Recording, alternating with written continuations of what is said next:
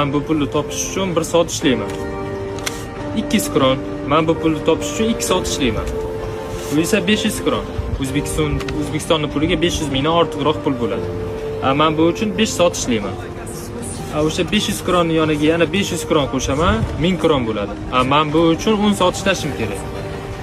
Bu yerda eng kamida hozirgi vaqtda hech kim o'zi bunaqa to'lamayapti.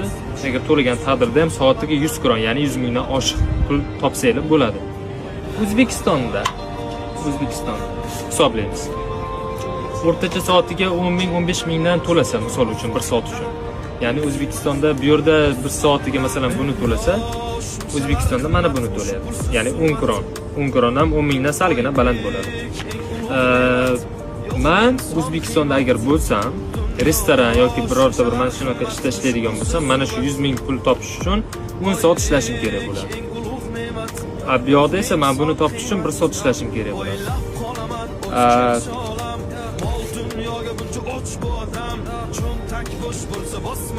Hisoblagim kelmayapti to'g'risi.